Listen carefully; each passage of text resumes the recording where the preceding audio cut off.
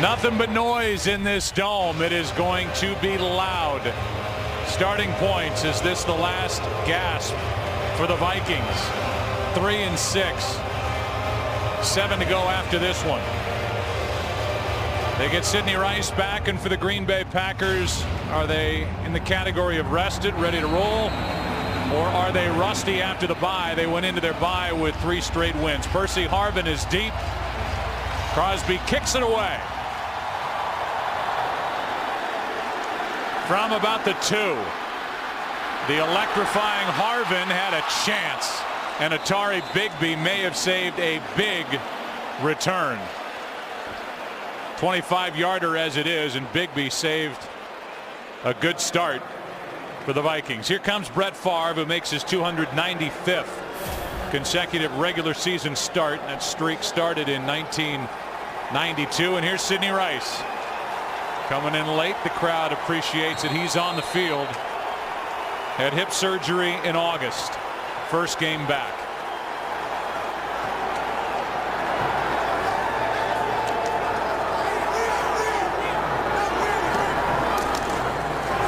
It's Adrian Peterson rather on the right side, and Adrian no gain. Adrian comes in number 2 in the NFL behind Arian Foster with 908 rushing yards, and he went nowhere on that initial carry. And here are the backs and receivers for the Vikings, and that's a big weapon, Troy, to have Sidney Rice back in there, a guy who had 1,300 yards receiving last year. Yeah, the big question for Minnesota is how long is he going to be able to play? Nice to have him on the field, but as we know, this is his first action since going back to last year's NFC Championship game. 2nd down and 10. Fake a quick throw. Favre down the middle, and it's not there. Schenkel is overthrown.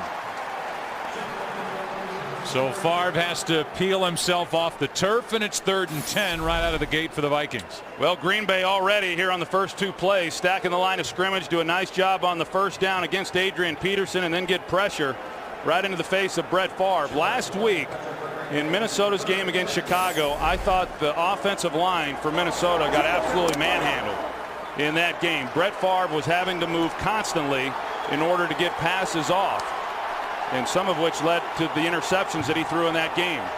He threw 3, turned it over 4 times. It's 3rd and 10. And Lodeholt, the right tackle, moved. False start. Offense, number 71. 5-yard penalty. Still 3rd down. It's Clete Blakeman who is our referee today, and so this has been a poor start offensively. They had a chance for a big return. Bigby saved that for Green Bay, and now it's 3rd down and 15. Well, and this was a problem last week. You know, they couldn't convert on 3rd down, but a big reason for that was because almost all of their 3rd downs were 3rd and 8 or more. And here they are at 3rd and 15 on their first one today. 1 for 9 a week ago at Chicago. Favre's in trouble. Bad foot and all, is now going to slide. And it's 3 and out for Minnesota to start the day. Clay Matthews with the pressure, and Favre went down, a loss of 1. Well, just a little bit of a stunt. They put Chiller on the outside along with Matthews. Matthews rushes from the inside. Lodeholt is unable to just collapse him down, and because of the pressure, it got Favre then out on the edge, and Green Bay was in man coverage, but as we know, Favre with a hobbled ankle isn't going to get very far. They are crediting Clay Matthews with a sack that gives him 11.5. He leads the NFL. Here is a little reverse. That's Shields on the reverse, trying to use his speed and nothing doing. They wanted the sure hands of Tramon Williams catching the punt, and then they wanted the legs of Sam Shields, but a loss of 1 on the return. And here is Aaron Rodgers, who gets Donald Driver back on the outside, and the rookie Bulaga starting at right tackle, his 6th consecutive start. Well, let's look back at the last time these two teams met, and on the outside, both Chad Clifton and Brian Bulaga, the rookie, they did a great job without any help on the defensive end pass rush of the Vikings. They're hoping to be able to continue with that here today. Here is Brandon Jackson right up the middle. Picks up 4. We'll take a look at this defense. which comes in 7th overall, but the real eye-popping numbers aren't there in a group that led the NFL in sacks a year ago, tied for 25th with just 14 all year. Well, to me, it's real simple, Joe. There's 4 guys along that defensive front, and every now and then they'll rotate some guys in. But Jared Allen and Ray Edwards, along with Kevin Williams, those guys have got to be factors in this game, because for the most part this year, they haven't even shown up. 2nd down and 6.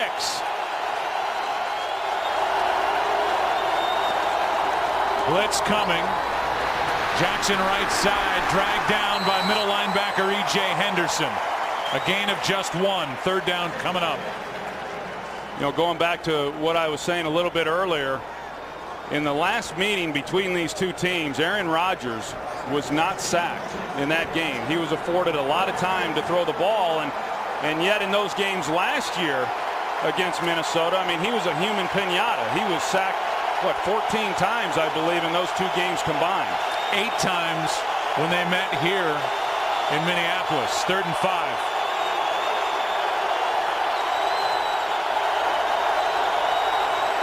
They're coming with pressure. The pass is low, and it's 3 and out for Green Bay.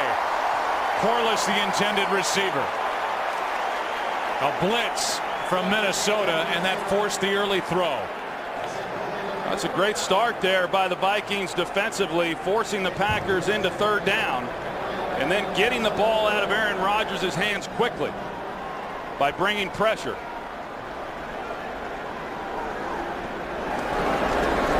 Waits for it. Mastay hits it. It's a high hanging punt and a fair catch called for by Camarillo. 48-yard punt.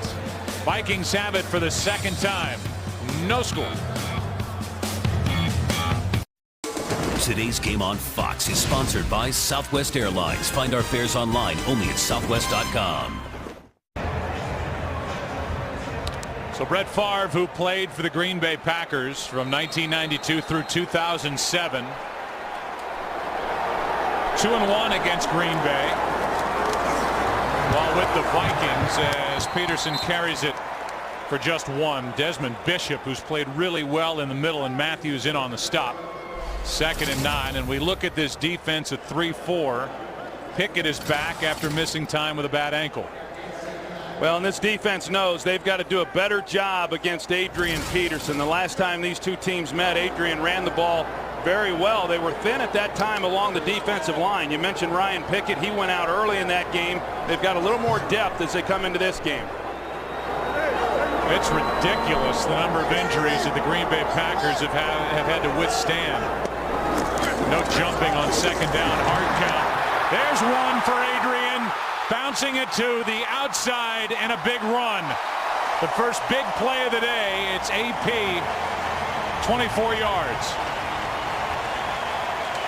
Well, they get a great push in the middle here with the center, and then Anthony Herrera, the right guard. And then you're going to see Tahi lead the way at fullback. That's a heck of a double team right there by those 2 offensive linemen, and Adrian Peterson with his quickness. Once he gets into any kind of space, he's able to then bounce that back to the outside. So 24 yards and a 1st down for Minnesota at their own 43.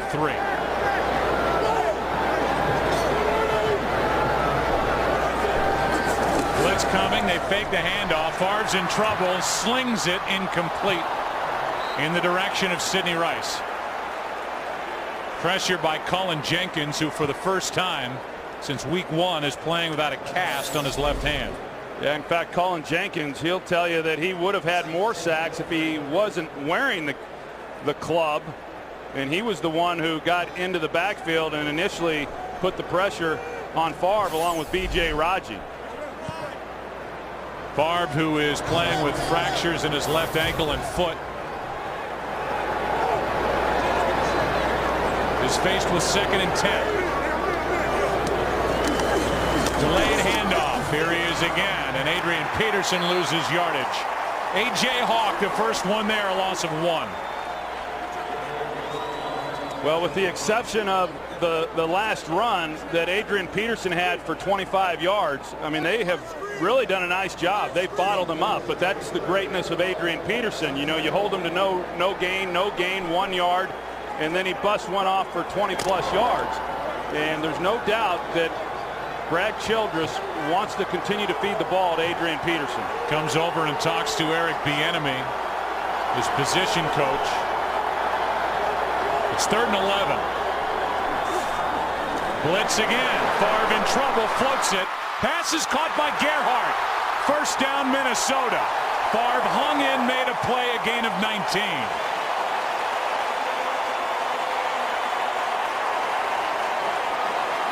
Well, they bring Charles Woodson off the slot. You're going to see him right here. And he comes untouched. They time it pretty well with the snap there. I think Favre sensed him coming. And knowing that he couldn't hold it to get the ball down the field to a receiver, comes underneath to Gerhardt in a good open field run right there in order to pick up that first down. 2 big plays on this drive. Now here is Lewis, hit in stride. Out of bounds at the 11, 29 yards. Well, that's that void in that 2-deep zone coverage. You get it in behind the corner and then in front of the safety. Sam Shields was the corner, and then you've got to get Nick Collins over the top, but there is a little bit of a window there, and if you drive the ball the way Favre just did, you've got a chance to get a completion just as they did to Greg Lewis. That's 3 big plays on this drive, and it's first down at the 11.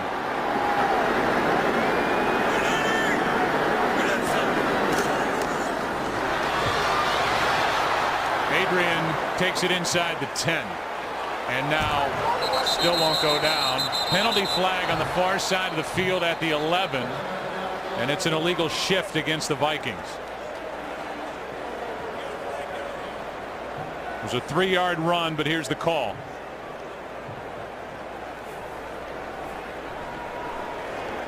It was a 3-yard run, but here's the call. Illegal shift. Offense. There were 2 men in motion at the snap. It's a 5-yard penalty. Replay first down. You know, Green Bay defensively, they have been very good this season. In fact, until the Bears played the Miami Dolphins on Thursday night, they were #1 in scoring defense. Right now they come into this game #2, but they give up yards, but they do a great job of keeping people out of the end zone.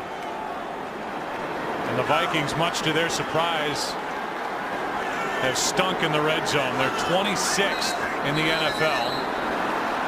And this is what they've done all year as they shut that play down. They had the illegal shift. Let's see if this one's against the Vikings. Neutral zone infraction. Defense. Number 58. 5-yard penalty. Still first down. It's Zombo, the rookie, and that gives the 5 yards right back. The Vikings have been able to get into the red zone, and then when you talk to Brad Childress, Darrell Bevell, even Favre, he said we'll make a killer penalty. It'll back us up, and we're looking at goal to go from outside the 20 sometimes, and now they're 1st and 10 back at the 11. So back where they started. Gerhardt in the backfield, he gets it. And Toby, the rookie out of Stanford, picks up 3. Halfway through the first quarter, and when we talked to Brett Favre, you mentioned it in the open, Troy. He said, I had a practice on Thursday where I threw the ball harder and better than I have in 5 years. As far as his foot is concerned, he said it's purple all week, and then by the time Sunday rolls around, it's normal color, and then back to the week, it's purple again. Well, and him having the best day in 5 years throwing the ball came on the heels of Monday with him saying he was going to have to get a second opinion on that shoulder. Peterson at the top of the screen. Favre looks left the entire time, and Lewis drops it. Tramon Williams was out there in coverage. May not have been enough for a touchdown, but now it's 3rd and long coming up. Yeah, no, it doesn't get you into the end zone for a touchdown, but what it does is it gets you down in there inside the 5-yard line and around the 2-yard line where you have some options then here on 3rd down as to whether or not you want to try to run the football or do some play action, get Favre out on the edge. I mean, a lot of plays then at offensive coordinator Darrell Bevell's for him to call, but now it's shotgun formation. On 3rd and 7. Low snap, pump fake, Favre, Camarillo needs to do a lot. and he can't. Well covered out there by Green Bay, and Shields was out there with Woodson, a gain of just 2. And Charles Woodson, he's one of the best at forcing fumbles, and you see, one, he got away with a face mask, Shields did, but Woodson immediately goes in for the ball. That's a great job by Camarillo, getting both hands on it and not giving it up to Woodson. So a 24-yard try coming up from Longwell, who is 10 of 11 this season, longtime Green Bay Packer.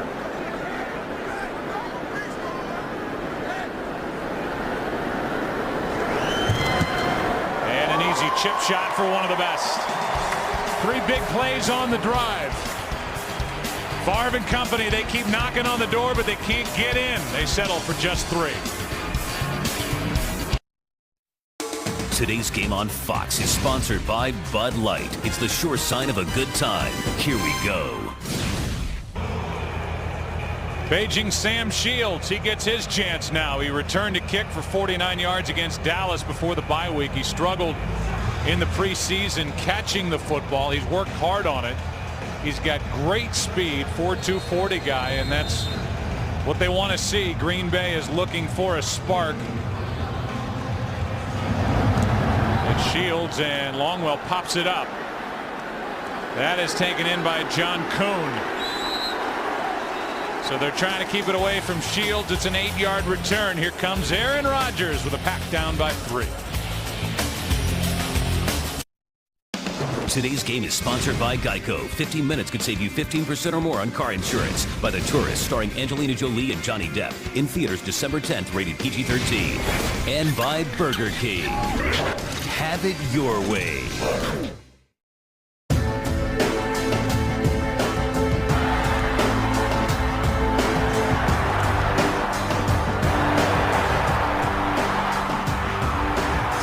You name the network. Fox, CBS, NBC, ESPN, Disney Channel. They show up to do a Vikings game. All eyes go to Brett Favre, who's taken some hits. And now Jared Allen wants some crowd noise to help him and the D-line get some hits on Aaron Rodgers. Packers down by 3.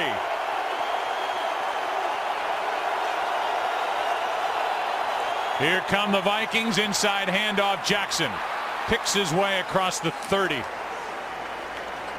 Mark him outside the 31. A gain of 4. Jared Allen in on the tackle. You know, one of the things that Green Bay wants to be able to do in this ball game is they want to get to their 3-wide packages. They were in a 3-wide set on that last snap. Antoine Winfield typically plays on the outside when they're in their base defense, but against 3 wide receivers, he'll then move to the slot. That's where the Packers want him.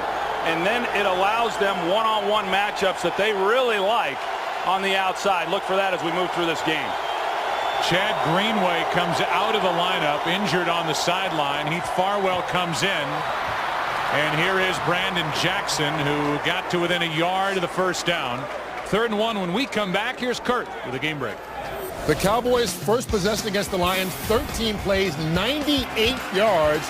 Ends up in a Dez Bryant 1-yard touchdown reception from John Kitna. A little crawl afterwards. It's 7-0 Cowboys over the Lions. Joe Troy Pat. An absolute stud, Dez Bryant.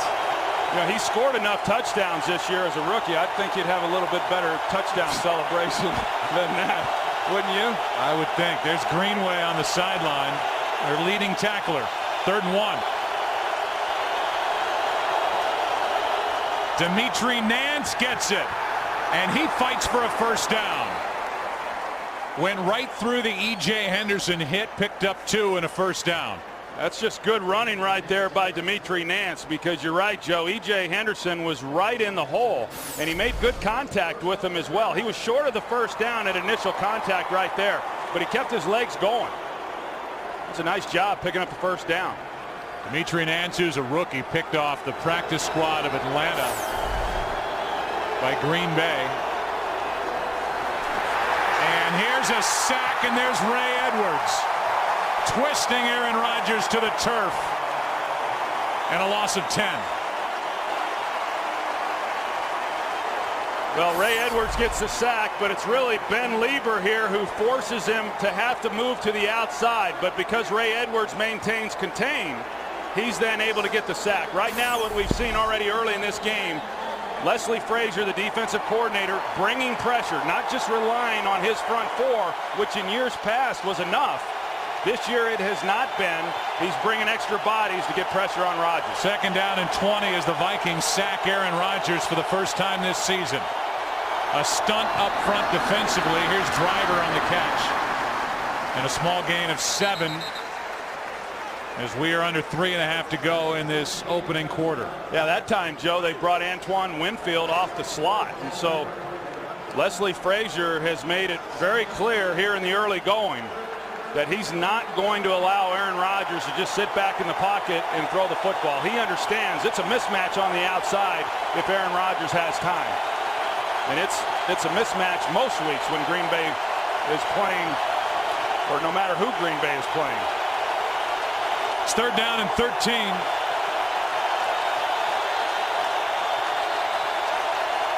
4-man rush. Rodgers with time. Now time runs out. Buys more time, and down he goes. Jared Allen. A loss of 5.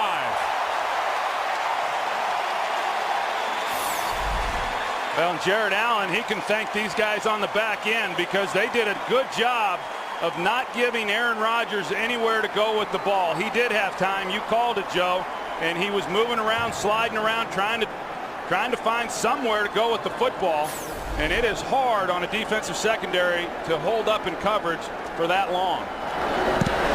Mastay gets it away. Allen now with 5.5 sacks over the last 2+ games as Camarillo hauls it in. A fair catch, a punt of 37 yards. Here comes the Viking offense back to the field in number 4 as they lead by 3.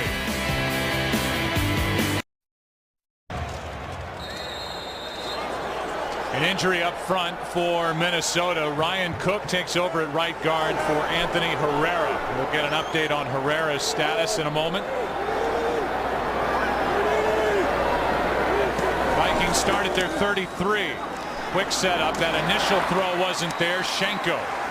A gain of 6 and down to the field. Here's Pam Oliver. Well, Joe, the Vikings could be minus their emotional leader on the offensive line. You mentioned Anthony Herrera. He has a knee injury. It's to his left knee. His return is doubtful. Back to you. So it's Cook at right guard, and then John Sullivan is at center. He left the game last week in Chicago. He missed 2 games earlier with a left calf strain, but he's able to go today.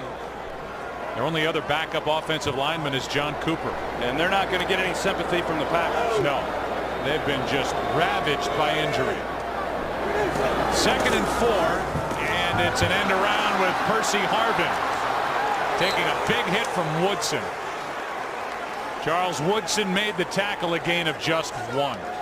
Clay Matthews, you talked about him, Joe, and the year that he is having. No sophomore slump for him. This guy plays 100 miles an hour on every play. I mean, a great effort guy. And on the back end of that, you got Charles Woodson, and I marvel at how physical he is, one, at this stage of his career, but also for a guy who is so good doing so many other things. I mean, he's got such great ball skills. We saw him earlier trying to get the strip fumble, but he is a complete player, even what is now his 13th season.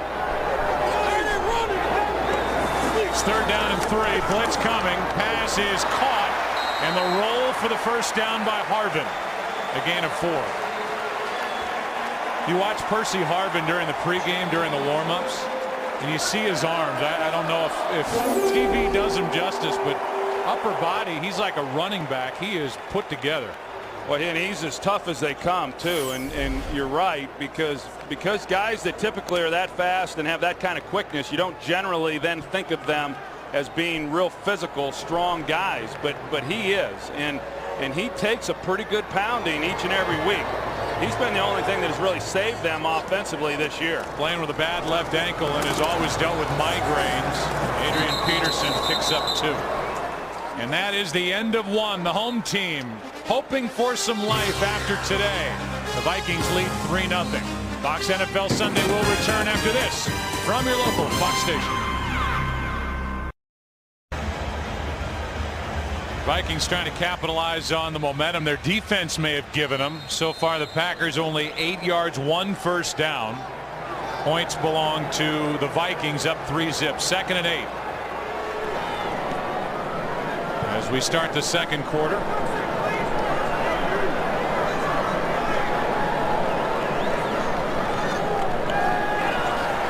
And play action. Favre is hit, and that one was almost picked by Hawk. There's Colin Jenkins again in the backfield, 3rd and 8. Boy, Colin Jenkins, yeah, they were expecting a pretty good game out of him here this afternoon, and he just splits a double team right between the right guard there, Ryan Cook, who just came in off the bench, as you stated, and he got the pressure on Favre because they were wanting to get the ball down the field to Percy Harvin, but he just didn't have time. You know, you saw those stats there in the first quarter, Joe, almost 10 minutes of time of possession for the Vikings. That's what they wanted to do. They want to keep the Packers offense on the sidelines.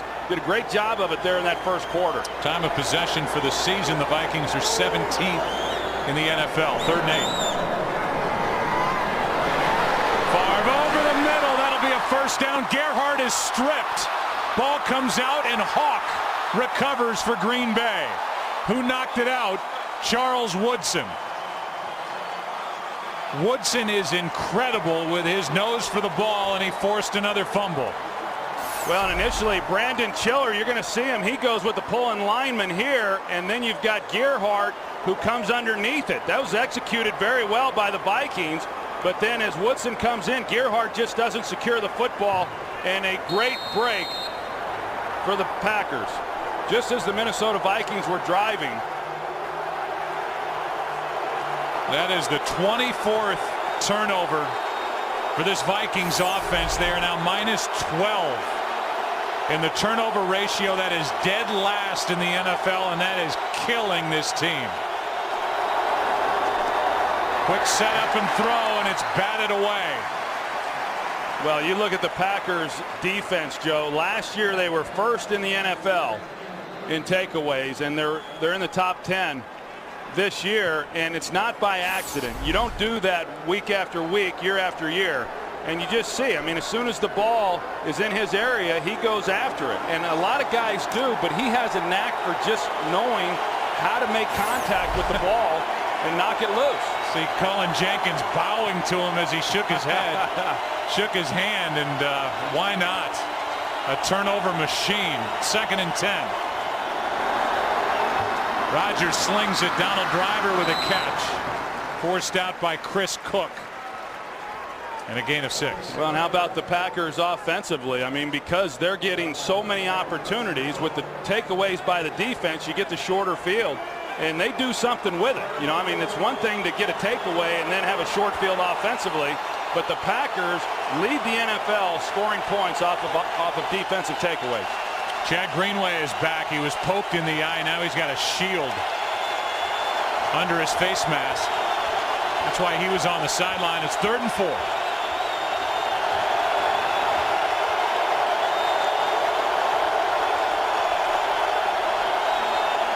Here come the Vikings. Quick throw, incomplete. Knocked away from James Jones by Chris Cook. The rookie made the last 2 plays. Well, Chris Cook has had to play more than what the Vikings would have liked here in his first season. That's pretty good coverage right there, and that's a great job defensively by Minnesota. You know, too many times I think defenses get off the hook after a turnover, and it's just assumed that it's okay then to give up points. They step up here, 3 and out. Mastay hits it. It's a knuckleball that sails out of bounds. Should be decent field position for the Vikings, as the Minnesota sideline waits for the spot of the ball. In the end, just a 31-yard punt. Here's Brett, up 3.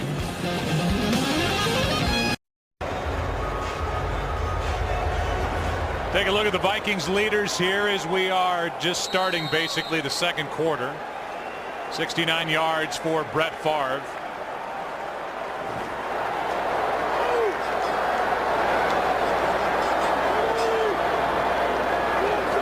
First down. Fake the handoff. Favre has to move, and that's Tahi, the fullback. And Nafahu has the first down. Woodson on the tackle. Charles all over the field, a gain of 11. It's your guy. Nafahu Tahi, your favorite fullback across the NFL. Yeah, well, I had a chance to visit with offensive coordinator Darrell Bevel before the game, and I thought that this would be a good game to feature Nafahu Tahi, and apparently he agreed. Yeah, well. Plus, I just like saying Nafahu Tahi. There's Darrell Bevel, who a lot of people may not know, but he actually was a quarterback at Wisconsin when Brad Childress was the offensive coordinator, led the team to a Rose Bowl win over my alma mater, UCLA. On first down, here is Adrian. Gain of 3. Zombo on the tackle. Here's more on Darrell Bevel. 4-year starter at Wisconsin. That Rose Bowl win you talked about was '93. Was the offensive coach with the Green Bay Packers from 2000 through 2005. And he's been the offensive coordinator for head coach Brad Childress, who was with him, as Troy mentioned, at Wisconsin. And he is the reason Brett Favre is with the Vikings, not Brad Childress.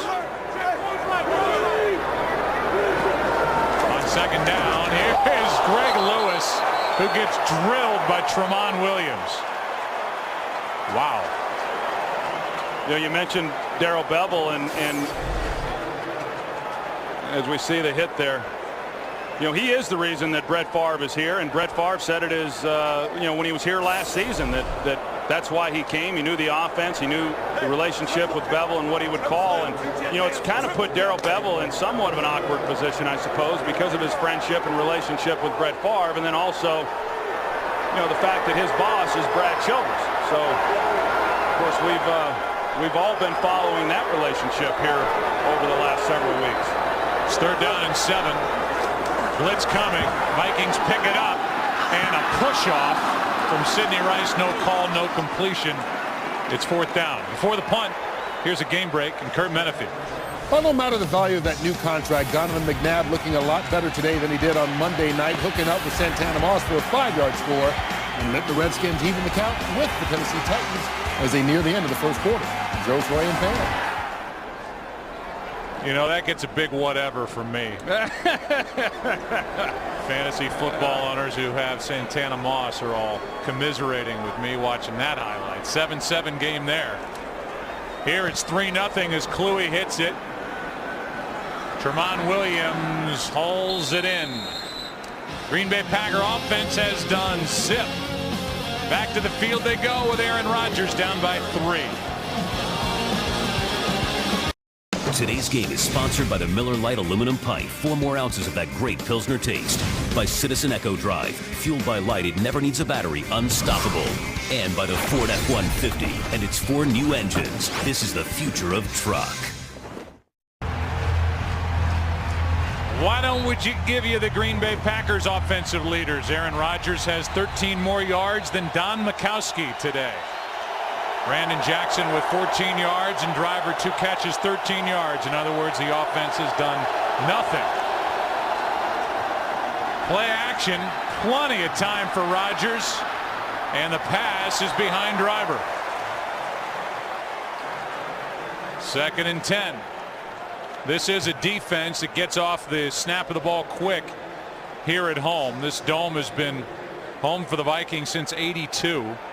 They're 17-3 at home the last 3 years, 155 and 80 overall. And with this noise, that defense gets a jump. 2nd and 10.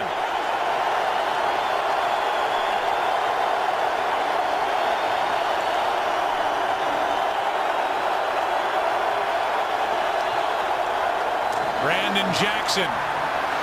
Not much. 3rd and long coming up as Jackson gets 1. Everson Griffin, the rookie, on the stop.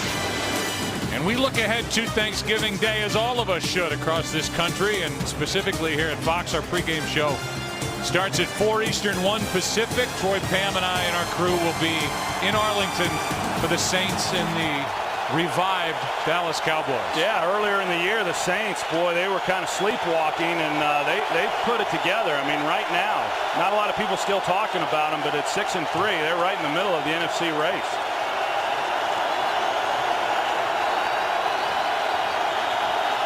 Third down and 9. A big hit on Aaron Rodgers, and the pass is caught. Greg Jennings gets away from Chris Cook and sets up a first down at the Green Bay 30. That's great concentration there by Greg Jennings at the top of this route. Chris Cook in coverage and a ball that was perfectly thrown, but he's able to regain possession. But on the back end of it, Aaron Rodgers hangs tough because you've got the rookie going in against Chad Clifton. He put a spin move there on Chad Clifton, and Aaron Rodgers had to force that one out in a hurry. Previous 14 plays for Green Bay, 15 total yards. That one good for 47. And Everson Griffin was a step too late. Rodgers steps up and slings it incomplete for Brett Swain.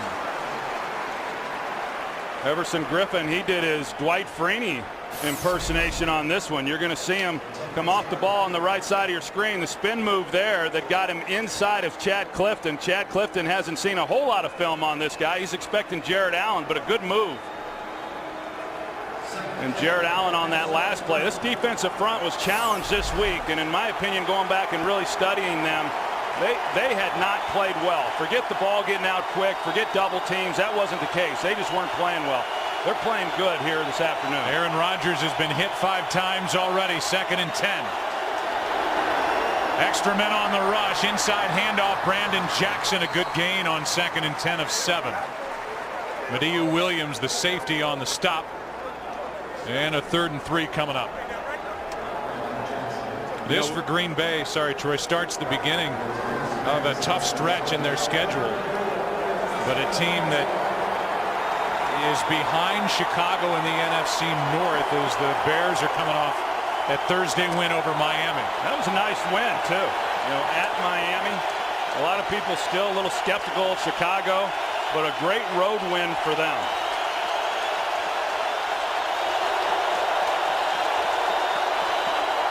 On 3rd and 3, pass caught and not dropped. Driver had it for a moment, lost it. Good coverage by Asher Allen. Winfield was in there to help. And it'll be a 42-yard try by Mason Crosby as he'll try and tie it. Donald Driver on the slam. Couldn't tell if Antoine Winfield got a hand on that ball or not, or if Driver just simply dropped it. But you know, the Vikings, there's no question they're anticipating slants on 3rd and medium because we've already seen it many times, and that's something that's a real staple in the Packers offense. Yeah, that was Winfield all the way as Crosby, who took over for Longwell in Green Bay, hits from 42. So they got the big play, the completion to Jennings, and tie it at 3.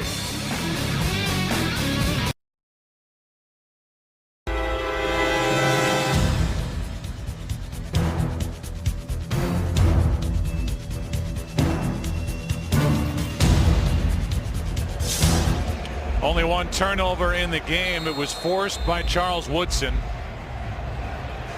Jennings on that last drive, the 47-yarder to set it up. And Crosby hit from 42, and now he pops it up again. That is Dugan on the far side of the field.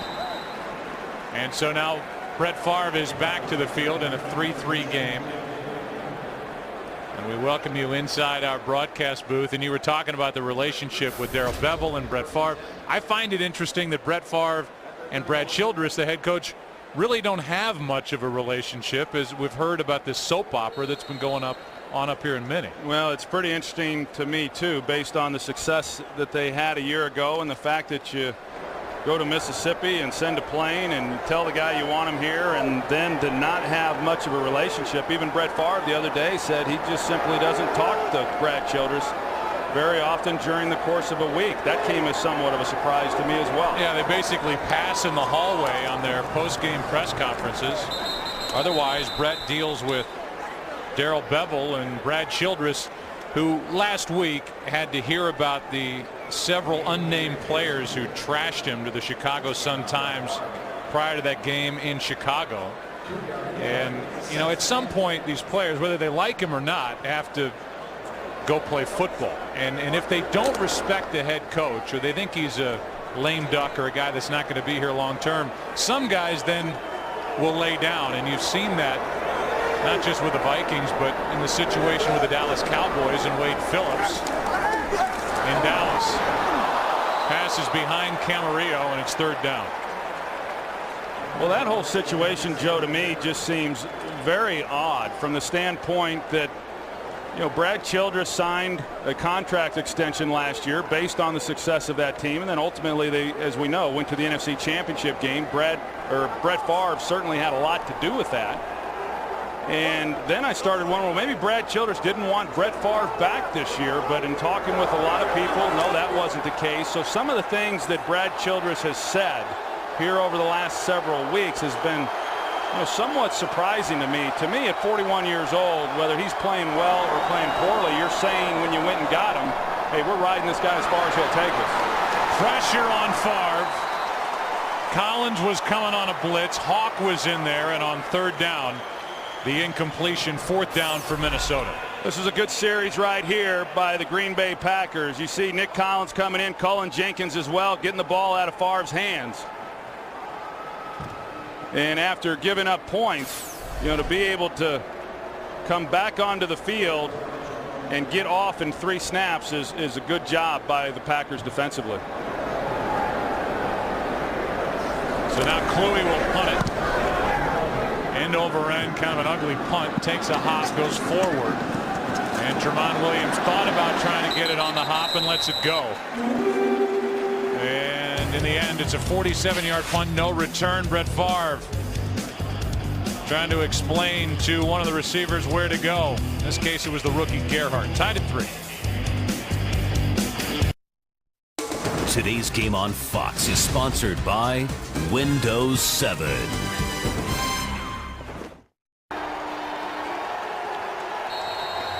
Brett Favre looking at the pictures. His replacement, Aaron Rodgers. And the numbers after 41 starts are interesting to look at. It's been a tremendous start to an NFL career as a starter for Aaron Rodgers. Here's Greg Jennings, makes a spin and carries a tackler for a 1st down. That was Cook. And this might surprise you, maybe it won't, but after 41 starts, here's a comparison between Brett Favre and Aaron Rodgers. You see the record is identical, but look at the specific numbers. And Brett Favre, who's #1 all time in touchdown passes among quarterbacks in NFL history, where he compares to Aaron Rodgers, who has 73 to his 57, and the interceptions far lower on Aaron Rodgers' side. I think there's a lot of ways you can explain that graphic, but you know what it means is the Packer organization and the Packer fans are very fortunate that they're going to have great quarterback play for a long, long time. Rodgers is flush to his left. He can do that well, and he hits Jordy Nelson for a completion along the sideline of 7 yards. We talked about coming in the last meeting how Chad Clifton basically handled Jared Allen one-on-one in that game. He gets a little bit of help there from his left guard, but Aaron Rodgers is able to get outside the pocket. Last week against the Bears, this was a real problem. Jay Cutler was able to extend some plays, got some yards running the ball, and then also was able to make plays down the field throwing it against this Vikings defense. They want to try to contain Aaron Rodgers. That's one of the few times here in this first half that they've allowed Aaron Rodgers outside the pocket. 2nd down and 3. Fake a handoff, hit Donald Driver. Welcome back Donald Driver, who is about as consistent as they come across the NFL, and a former Galloping Gobbler Award winner on a Thanksgiving telecast here on Fox. He's good for 10 with a 1st down. And that's really the most important thing, is the Galloping Gobbler. Yeah. But you know, Donald Driver is really, I mean, a pretty incredible guy to be doing what he's doing at his age, still running by people. He's tough as nails. He's just a solid player. 35 years old in his 12th year. Green Bay starting to get a little bit of a roll going as the pass is caught, and a loss of inches by Donald Lee. We'll say he got back to the line of scrimmage, so 2nd and 10 coming up. And Lee, that's only his 5th catch since maybe the top weapon for Green Bay, Jermichael Finley, went out with that knee injury at Washington October 10th. Yeah, and so the tight end position didn't absorb, you know, those receptions that were lost then to Jermichael Finley. What's happened is Greg Jennings has gotten those, and then they've got about 4 receivers that are within about 3 receptions of each other. but Jermichael Finley was more wide receiver than he was tight end. 2nd down and 10. Pass, he and Jones. Rodgers and Jones not on the same page. It brings up Ted Thompson, the general manager. Anytime you hear the name Ted Thompson, it's usually in reference to Brett Favre and him, quote unquote, forcing him out, however you want to say it, after the 2007 trip to the NFC Championship game. But I think you look at the other side. Ted Thompson, who has a very young roster, has put together a ton of weapons and a lot of depth for Aaron Rodgers. Well, and all you can do is really look down the road 3 years. That's when the proof's in the pudding, and we've seen it with Aaron Rodgers and how he's played, and then with all these injuries, the backups, as you have said, that they've been able to overcome and still play at a high level. It's 3rd down and 10. Pass to the sideline is caught. James Jones. What a throw from Aaron Rodgers. Well, no miscommunication this time. It was on the previous play when they wanted to go to James Jones. You could see the frustration on Aaron Rodgers' face. This is that void again. Chris Cook, he's expecting safety help. He carries him a little bit. He's waiting for the safety over the top. And there's a void there that you're able to take advantage of. But it takes a perfect throw, and Aaron Rodgers puts it right on the money. 3rd round pick in 07, James Jones out of San Jose State, 39 yards. And the Packers have a 1st and 10 at the Minnesota 11. Rodgers should have been picked right into the gut of Hussein Abdullah, who had his first 2 career interceptions last week at Chicago. I was going to say that would have been nice, you know, back-to-back games with interceptions, and you don't get them any easier than that, although one of them last week was awfully easy. Just a another, you don't see that a lot either from Aaron Rodgers, but just I don't know if it's Donald Driver, he's missed some time in practice or whatever it might have been, but they're fortunate that that ball wasn't intercepted. Only 8 interceptions for Minnesota, should be 9 after that last play. We may be looking back at that missed opportunity by Abdullah. Rodgers in trouble, spins out. Throws on the run, touchdown Green Bay. Greg Jennings.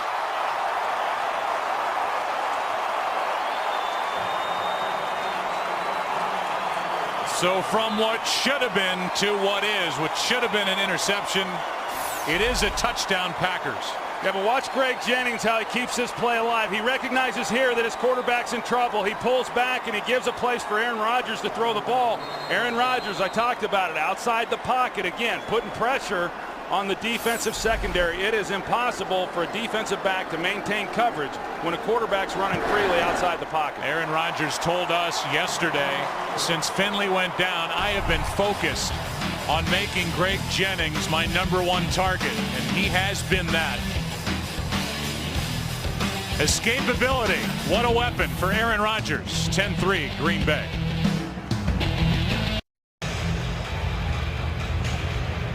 Every play on that scoring drive, a pass play. 8 of them covering 80 yards. And there's Aaron Rodgers, 6 of 8, and the touchdown to Jennings. A little different from that Wisconsin game yesterday where they only had 1 pass attempt in the entire second half. Yeah, in this case, it's Aaron Rodgers showing off his weapons on the outside after losing a big one on the inside, and Jermichael Finley earlier in the year. Here's a line drive kick. Harvin shows good hands, trying to keep it away from him. Instead, they just cover it well. And Harvin's out to the 22, back to the touchdown. Yeah, go back and take a look at this. You're going to see Greg Jennings right here, and look how he keeps the play alive for Aaron Rodgers once he gets outside the pocket. This is stuff that you just can't coach. This wasn't drawn up during the week. This is just 2 guys making a play. Somewhere today, there's a flag football game going on out in the street. And when you go tell a guy, hey, go get open, that's what happens. That's just 2 guys making a play that looks pretty good, but it's just improvisational on their part. Go to the smart car and spin around. Here's a handoff to Adrian Peterson, and now the Vikings trail by 7. There's a new way to play fantasy football. Make real-time substitutions in a 20-minute, fast-paced game. New games start every 15 minutes, so get in on the fun. Play now. FoxSports.com/live. Second down and 8.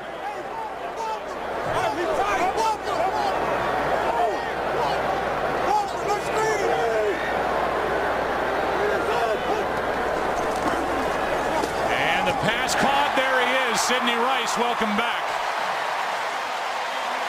17 yards, and I think it's to Rice's credit, Troy, a free agent to be, that he worked his way off that hip surgery. Even with his team 3-6 on fumes, he didn't lay down. He wanted in the lineup, and he makes a catch for 17. He may be getting that shoulder checked after that dart that Favre just put on. Here is Adrian Peterson to his right. Vikings trying to get it rolling. Forward progress, it depends on the spot. Looked like he had enough for a first down. But they lay it down and they say first down. Minnesota, a gain of 10. And how about Adrian Peterson, Joe? We had a chance to visit with him on Friday, and he's one guy who's kind of stayed above the fray here in Minneapolis with all that has happened within this organization. I mean, all this guy wants to do is run the ball, you know, and he's awfully good at it. About the only two things he doesn't do well is, one, hang on to the ball, although he's done a better job of that this year, and then he's apparently a guy who likes to drive awfully fast. He got his third speeding ticket this week. Play clock winding down. Here is Speedy, and Adrian Peterson spins for 11. Adrian Peterson, who was the first-round pick out of Oklahoma in 07, is on the list with the fewest games to 5,000 rushing yards. They're the greats: Eric Dickerson, Earl Campbell, Jim Brown, Davis, Lewis, Peterson. For Adrian, it took him 51 games.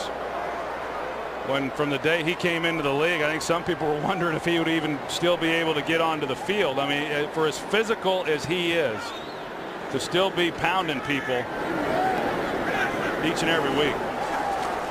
Here he is. He gets hit in the backfield by Pickett, and then Clay Matthews drags him down.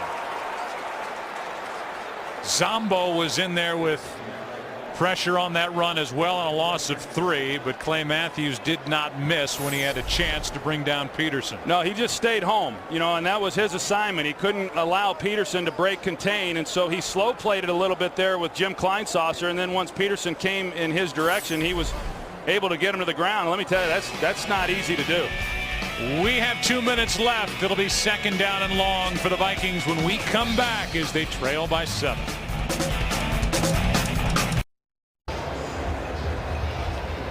Packers came alive in the second quarter, and they now have a 7-point lead. 10-3, 2 minutes left. Second and 14 for the Vikings. The ball is just inside the Green Bay 41.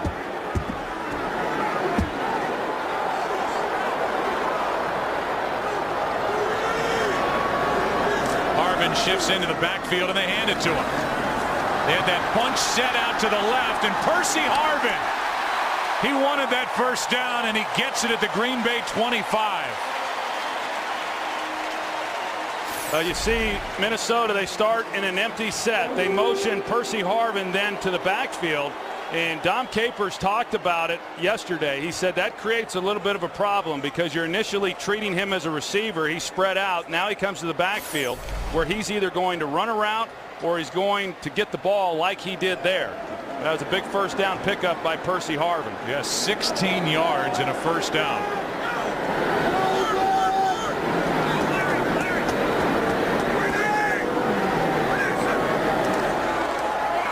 Quick setup and throw, picked off by Tramon Williams. Another Favre interception. Williams read it the entire way, and another Minnesota turnover with a flag down at the end of the play after the interception. It'll be number 17 on the year for Favre, who threw only 7 all of 2009. Well, Tramon Williams is anticipating slant. He jumps inside and then drives on the ball, and the reason he was able to get to it is Favre, looks like he's going to throw the flat, and then he's late coming to the slant. And he's got such great arm strength that he gets away with that a lot, but you've got to see the relationship with the corner. Illegal low block. Offense, number 85. That 15-yard penalty will be added to the end of the run. First down, Green Bay. Then on top of it, an illegal block by Camarillo right here. the left knee, it looked like, of A.J. Hawk. And it ends 15 yards. It adds 15 yards to the end of the play. Here's the second Minnesota turnover. Watch Tramon Williams here. He jumps to the inside, and he's anticipating slant, and then he gets it. And so he immediately then clues Brett Favre in the backfield to see if he's going to turn the ball loose. And as soon as he turns right there and cuts it loose, you've got Tramon Williams who's driving on it. Looked like Brett was trying to bait him a little bit, thinking that if he could hold him to the flat, he was looking out the corner of his eye. But just an excellent play and technique by Tramon Williams. For Williams, his 4th pick of the year. Rodgers has to step up and run, and now slides into Viking territory, the gain of 5. Coming up, Visa halftime report. Kurt, Terry, Howie, Michael, and Jimmy. Scores and highlights. Fox Sports Ticker will have all the latest stats. And here's a stat for you. Minnesota now minus 13 in the turnover ratio. And just when you think the Vikings are in a position to do something about the 7-point deficit, the interception by Favre, now a completion to Corliss for 14 yards. And Green Bay, with all 3 of their timeouts, will use one here with a first down inside the 35 of the Vikings. And so you look at a 3-6 team in Minnesota trying to avoid, I guess, a Viking funeral here today, and it's another key turnover by Brett Favre. Yeah, and you said it, the minus 13 turnover ratio or whatever it is, that in and of itself tells you why this team is where they are. Conversely, if you look at Green Bay and the things that they've done protecting the ball, especially here over the last few weeks, and then with the takeaways their defense is creating, you know, that's a pretty telling statistic. Looks like there's some more fireworks there on the Viking sideline. That tape will be dissected like the Zapruder film. It's Bevel getting into it with Brett Favre, who has his hands out like, leave me alone. Here is Brandon Jackson. Shakes 2 tackles and goes forward for 7. Chris Cook on the stop. You know, I can tell you, it's hard to know what exactly is being said, but I can tell you that as a quarterback, when you've thrown an interception and you come over to the sideline, you don't ever really want to have anybody come over and tell you what exactly happened, because you know, especially for a guy who's playing in his 20th year. And I don't know what occurred. You know, we've seen it in the past where maybe Brad Childress has suggested that he make a move, and I do know that if the turnovers continue, that Brad Childress told us a couple of weeks ago that it would not be a hard decision to put Favre on the bench. And you know, we know that he hasn't missed a start. I'm not real sure he's ever been pulled from a game based on performance. You think back last year, that Carolina game, there was some of that going on. Here is Rodgers throwing to a wide open James Jones for a first down. And you know, if the turnovers continue, heck, if it continues now with 17 seconds left here in the half, if the Minnesota Vikings lose here today, they're 3-7. They've got all the stuff going on with the head coach and Brad Childress. You've got Brett Favre, who was coerced into coming back. They added money to his deal, and this thing's falling apart. That look right there is just worth 1,000 words. But I will tell you this, that if they're going to climb out of this and win today, Brett Favre gives them the best chance, not Tavares Jackson, and I don't care how many interceptions he's thrown. On first down, Rodgers comes underneath Brandon Jackson. Out of bounds at the 1. Knocked out by Cook. And here with 9 seconds left and 1 timeout remaining, Green Bay is a yard away from another touchdown. And what do you got? You got Aaron Rodgers outside the pocket, again, buying himself some time. Brandon Jackson, of course, he stepped in for Ryan Grant. I think he's a much better player than he's probably gotten credit for. I think he's a pretty good runner. He's got good quickness. It's gotten better as he's gotten more playing time. But the last time these two teams met, over 100 yards combined between rushing and receiving. They marked him out at the 3. Replay looked like he was out at the 2, and it's first and goal. 15 yards by Brandon Jackson. Quick throw. End zone. Jones. Touchdown. What a catch. With 5 seconds left in the half. And that's what Green Bay has done all year. get turnovers and turn them into points. You can't defense this, Joe. I mean, you've got a great throw. You've got to step on the rookie, Chris Cook. That was close. Let's see where he really... Yeah, I think he tapped him down. That's, you know, they're going to check it out, but it looked to me like he double tapped right there before he went out of bounds with both feet. The previous play is under review. We were buzzed by the booth prior to the coach throwing a challenge flag. Here it is. It's a booth review. 1, 2. We'll get the call when we come back.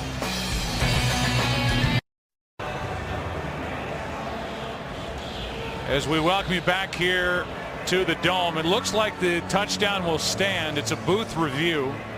We checked in with Mike Pereira, former head of the officials for the NFL, now working with us at Fox. Looks like there's control with the right foot down, left foot comes down, then out of bounds with that next step.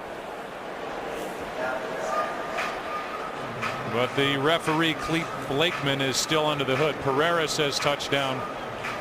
We think touchdown, but the only opinion that matters is Blakeman, and we'll get the call here in a second. And how great is it for Green Bay, especially for Aaron Rodgers, to have the type of weapons, you know, that he has. I mean, of course, Donald Driver missed last week's game or 2 weeks ago against the Cowboys. Greg Jennings, Donald Driver, Jordy Nelson, James Jones. Here it is. After reviewing the play, the ruling on the field is confirmed. The player gained control of the end zone with 2 feet down. His own play, Green Bay touched it. And for James Jones, that's his 3rd of the year, and that was a beautiful catch in the back of the end zone. Sure was. And it's confirmed for Jones, who Aaron Rodgers told us earlier in the year he'd be a number 1 or 2 type receiver on a lot of teams, and he's buried under the depth they have up front with Jennings and Driver here with the Packers. You know, and it's those guys. It's that guy. You know, you want to have Greg Jennings. You want to have Donald Driver. You love having Jermichael Finley. Of course, he's not available.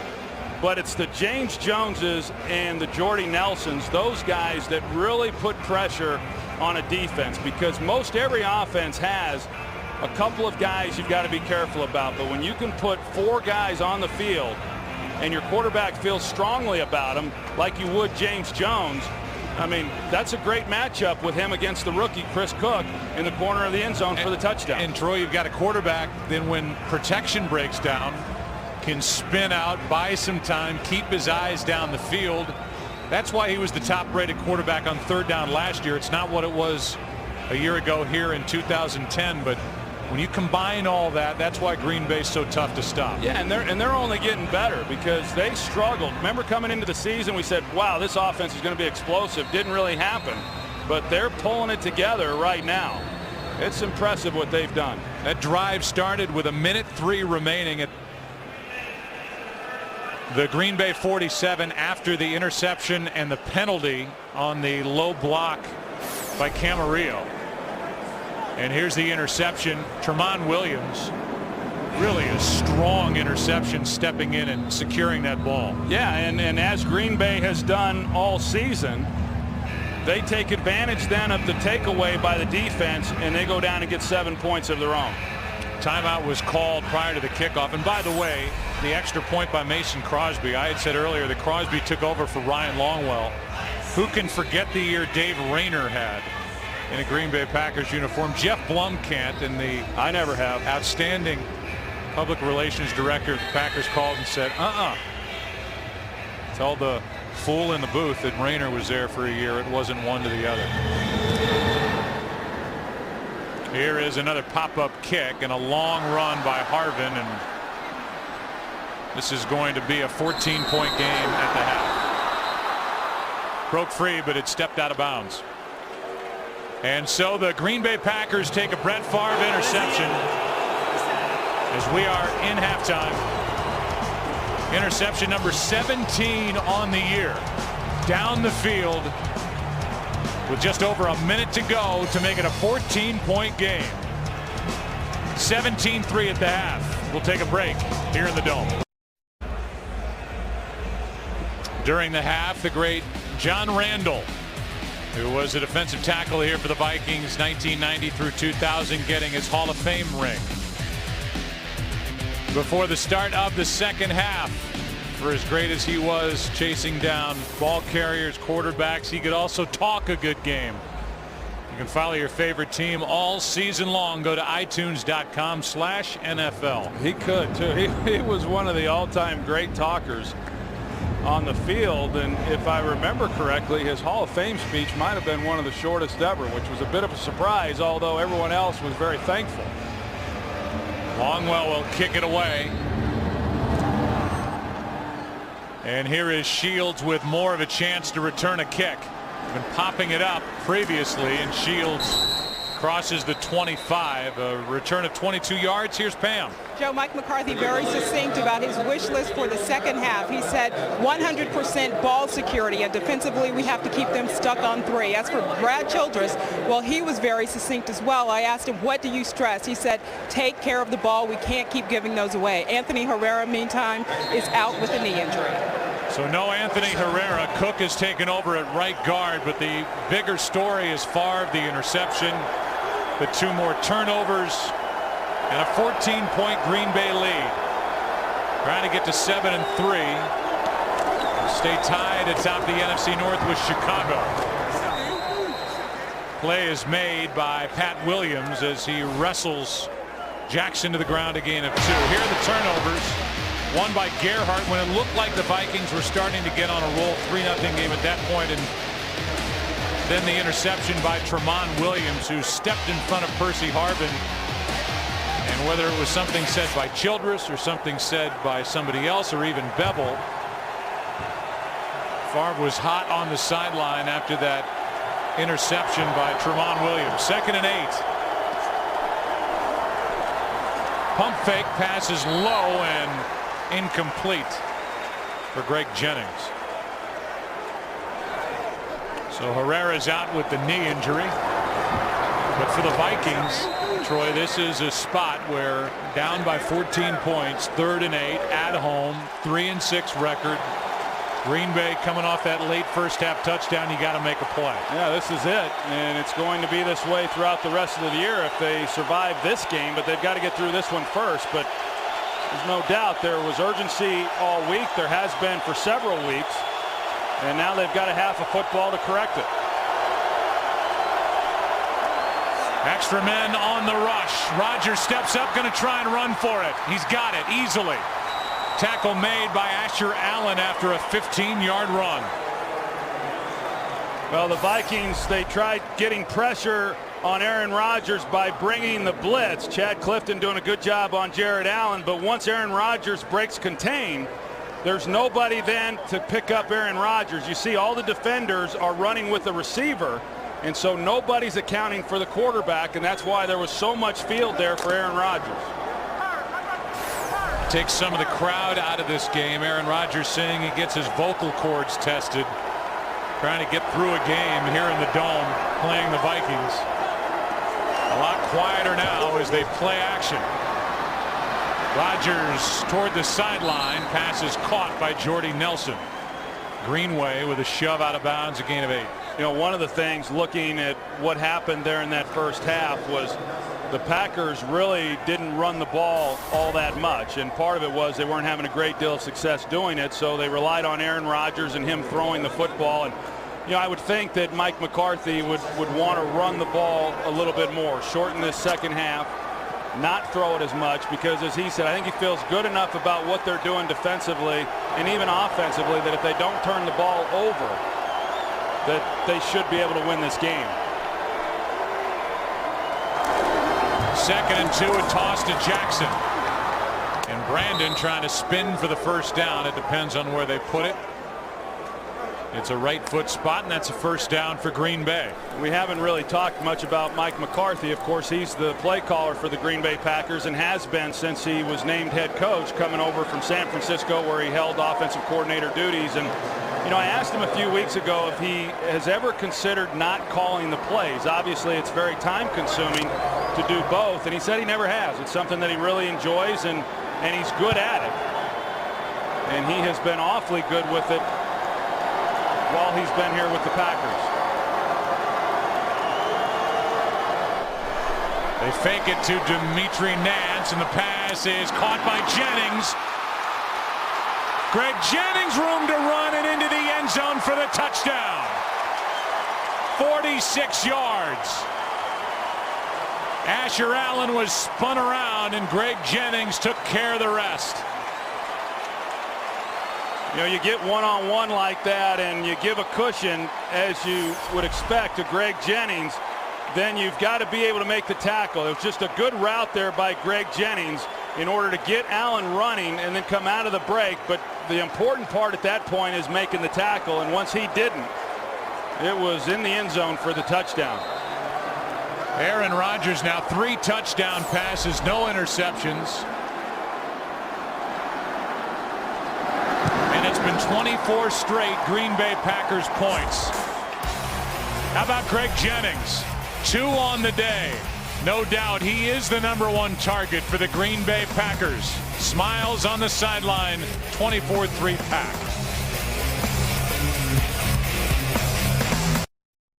Today's game on Fox is sponsored by Southwest Airlines. Find our fares online only at southwest.com. By Visa. More people go with Visa. By Autotrader.com. Now compare new and used cars side by side at Autotrader.com. And by Bud Light. It's the sure sign of a good time. Here we go. Along with our producer Richie Zients, our director Rich Russo, welcome you back to what's now a 21-point Green Bay lead. There's the drive. Packers had 8 yards in the first quarter. They have 266 over the last 18 minutes of game time. And now Brett Favre, facing this good Green Bay defense, is down by 21. Percy Harvin from the 5. Boy, he's tough. He just does not go down. Gets out to the 30. And a hard return of 25 yards. We'll go back to the touchdown to Jennings. Hey, first of all, look at the protection that Aaron Rodgers gets. That's pretty good stuff right there. Josh Sitton's helmet comes off. Of course, the man coverage on the outside gets Medeo Williams turned around in the back end. And then here's what happens with losing teams. And you have the confrontation with Ray Edwards and the rookie Chris Cook over on the sidelines. And you know, you don't see those types of things happen when you've got a team that's winning, and that's why I think it was important for Green Bay, or really important for any team when you're playing against a team that's got the record and the dysfunction that Minnesota has had this year, to not give them a reason. It seemed that when Favre threw the interception to Tramon Williams, you know, that was kind of the final nail that said to Minnesota, well, here we go again.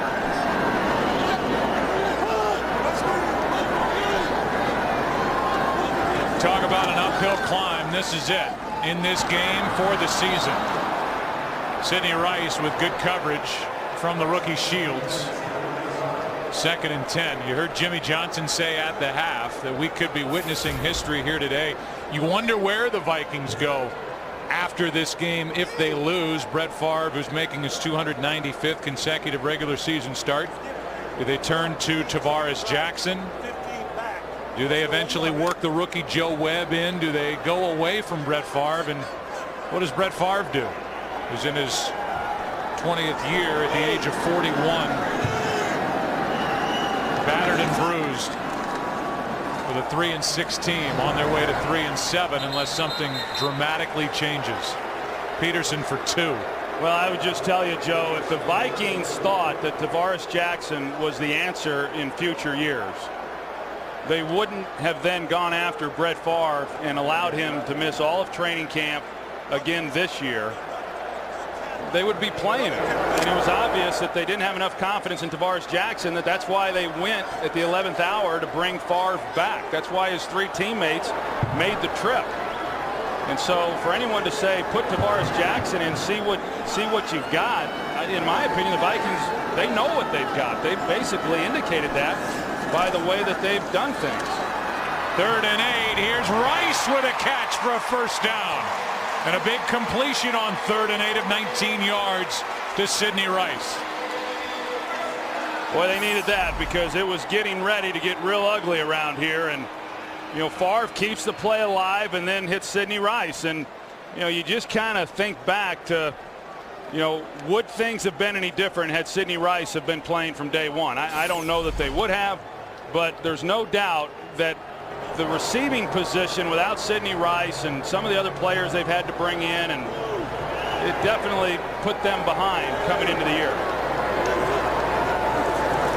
Blitz. Favre throws, finds Peterson.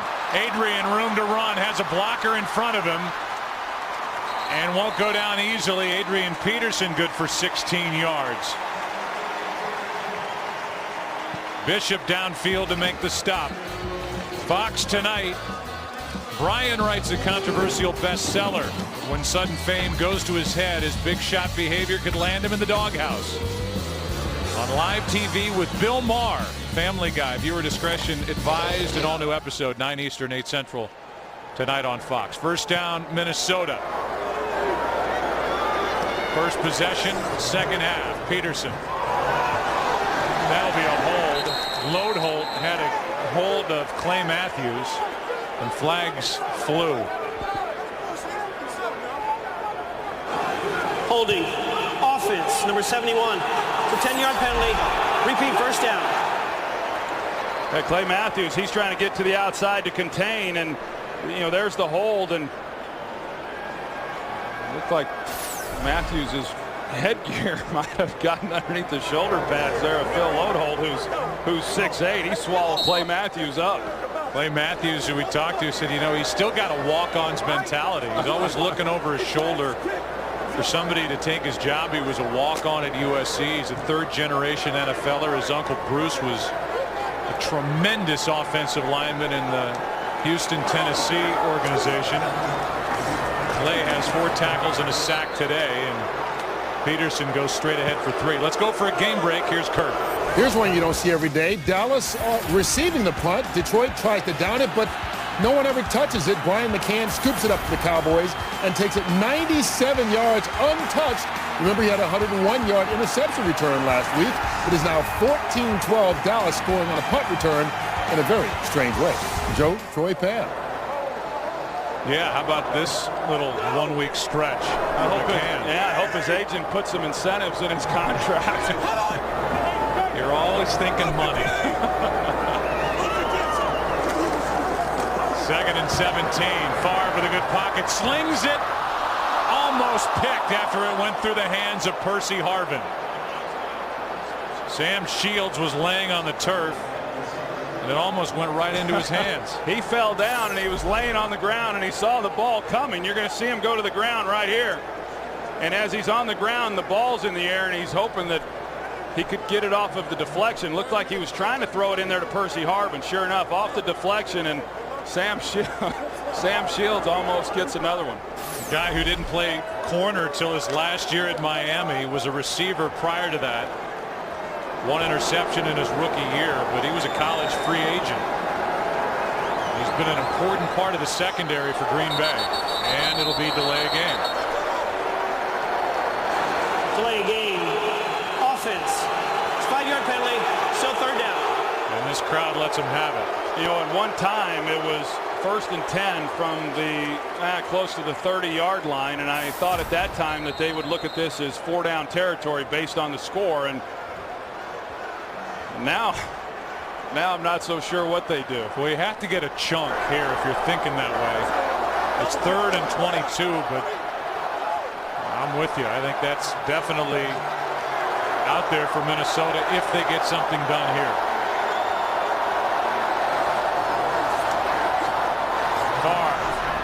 Lewis back to the original line of scrimmage, and it'll be 4th down, more than 10. And while the punt unit came on the field, they stopped for a moment, and now Kluwe will come on, and the Vikings will punt it.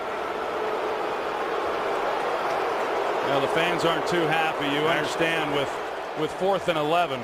Well, they're going to put Longwell in the game and try a long field goal. This, for Ryan Longwell, will be his long by 10 yards this season. He has a long of 41. This is 51-yard try. Does he have the leg? 20. And And by 10 yards, Longwell has his long of the season. He's 2 for 2. And now flag comes down on the field right near the line of scrimmage. The officiating crew is checking to see if the field goal was good, and let's get the call. Holding. Offense. Wow. Number 40. It's a 10-yard penalty. Replay 4th down. That's the 12-year pro Klein saucer, and now forget the field goal. The punt team will come on. Well, there's big Jimmy Kleinsaucer, and you see it. He gets his arm out, but it looked like Bush might have just been going to the ground more so than it was a hole. And it was a pretty good acting job by Jared Bush. So instead of a 51-yard field goal and a season long, that's off the board, and Kluwe will punt it with Tramon Williams waiting deep. Longwell had plenty of leg on that 51-yarder. But it's erased. 7 minutes 50 seconds left in this third quarter, and Kluwe will angle it toward the front right corner of the end zone, and there will be a return by Tramon Williams. Gets Green Bay a little breathing room after a 39-yard punt.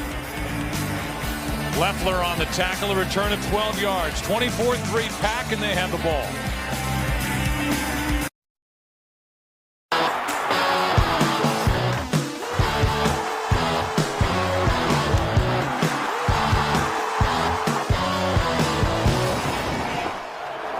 It has been literally all Green Bay since the end of the first quarter. It's 24-3.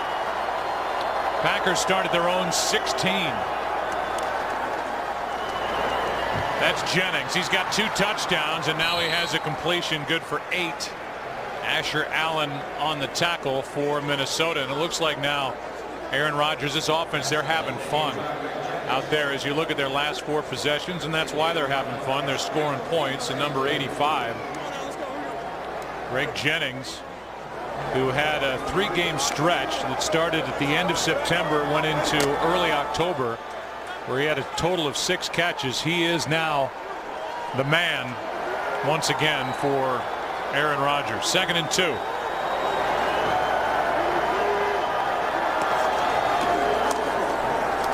Play action, Brandon Jackson. First down, Green Bay. Out to the 29. You know, but how about Aaron Rodgers, Joe? I mean, just the maturation that he's gone through since he became the starter, and even really in the last year or so. You know, the start of last year and the sacks that he absorbed and hanging on to the ball and things of that nature. And you know, he doesn't do that anymore. I mean, he's got such a command of this offense and where to go with the football. It helps that you've got great weapons, and you know, they've done a nice job of giving him protection up front. But you know, Aaron Rodgers right now is as good as any quarterback in football, and there's no reason to think that won't continue for the next 10 years. Well, he really hit the ground running even in his rookie year. I know he's gotten better, and I say rookie, his first year as a starter. That's Nance for 11 as Green Bay just completely takes charge of this game. Aaron Rodgers has had back-to-back 4,000-yard seasons throwing the ball as a starter with the Green Bay Packers. He's in his 6th year overall, but he studied behind Brett Favre. Last year he threw 30 touchdowns, only 7 picks. This year 18 touchdowns, 9 interceptions, and there are his career numbers. It was kind of that 07 game when he came in off the bench for Brett Favre against the Cowboys on a Thursday night that he points to that really kind of let him know that yeah, I can play in this league. Here's Nance again, and he is brought down behind the line of scrimmage by Jimmy Kennedy. I mean, unfortunately, when you're backing up Brett Favre, you just don't get a chance to do it other than on the practice field. I mean, all these other quarterbacks that are backups, unless you're in Indianapolis or New York Giants, you know, generally you come in off the bench at some point during the year and get some time to play. But that wasn't the case for Aaron Rodgers. But I go back to it. It's a little bit like it's exactly like Joe Montana and Steve Young in San Francisco, now in Green Bay, to have, I'm not saying Aaron Rodgers is a Hall of Fame quarterback yet, but to have that kind of play for what could be 25 years is really remarkable. Play action from Rodgers, who has time. Brandon Jackson has room to run. And the pass rush that we talked about, first down Green Bay, the pass rush for the Vikings, forget it. It's over right now. They're not getting any pressure on Aaron Rodgers whatsoever. No, and that's kind of been the case all season long. I know they had 6 sacks 2 weeks ago against Arizona, but you can just see Aaron Rodgers moving around, not any free bodies, getting rushes on him. And you know, this defense, as we know, is all predicated on getting pressure with the front four, and they have not played well. I know Favre is the guy everybody points to with the turnovers. That defensive front has played as poorly as Favre has at quarterback. Here's Jackson. Now they get pressure. Kennedy was the first one through. And finally, this defense makes a play, a loss of 5. 2nd and 15 coming up. You know, you think back to the NFC Championship game last season. There's Leslie Frazier, defensive coordinator. And this was a Minnesota team that in that championship game outgained New Orleans 475 yards to 257, but they had 2 fumbles in the red zone. And then that interception thrown by Favre at the end of regulation. They were that close to the Super Bowl. And here they are looking at 3 and 7. Unless something really changes. Brandon Jackson, right side, nothing there. And what was it Childress told us a few weeks ago in talking with him, that it was May before he was over the funk of having lost that championship game, and you can only imagine what kind of funk he's in now. Childress probably thinking, you know, you look at the body of work the last 2 years coming in, this Vikings team had more wins than any team in the NFC, but it has completely unraveled here in 2010. 3rd and 14.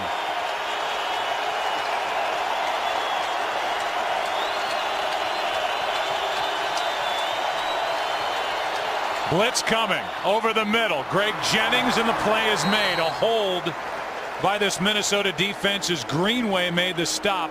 It's 4th down. Yeah, and Chad Greenway is one of the few guys on this team who has shown up each and every week. You put on the tape of virtually any game, and this guy is making plays. He's flying all over the field, sideline to sideline. I mean, he has been a true pro all season long, but really throughout his career. Got off to a tough start, had a major knee injury his first season, but I think he's one of the most underappreciated linebackers in the NFL. And he'll cash in. He's a free agent to be. Fair catch by Camarillo at the 10. A big hill to climb for the Vikings. Down 21 with under 2 to play in the 3rd. Today's game on Fox is sponsored by Verizon, the official wireless service provider of the NFL. Well, the Vikings are going to start at their 9. That's where they mark Camarillo with a fair catch, down by 21. 1:58 left in the 3rd quarter. Play action from Favre. That fooled everybody, and the pass complete to Sidney Rice. Out to the 29. Yeah, Sam Shields just turned him loose. I think he was anticipating the ball being run away from him, you know, off of this play action here. And so when Sidney Rice went back out towards the sideline, you see Sam there, he just turns him loose. That could have been a bigger play than what it was. 20 yards as it turned out to be, and now it's a 1st down at the 29-yard line for the Vikings. They need something to happen on this drive. And this one picked off by Hawk. It's incomplete. That ball hit the ground. And I believe the umpire is the one that came flying in to overrule the call. Look at Favre. As that went off the hand of Sidney Rice, and Favre's thinking, come on. Well, he's thinking, I throw another slant, and I almost had another interception. That was a good call there. Obviously hit the ground, and I think I'd quit throwing the slants if I was Favre. So 2nd and 10. Kurt Menefee has a game break all loaded and ready for you. Of course, if I was Favre, I wouldn't be playing, right? No. 20 years.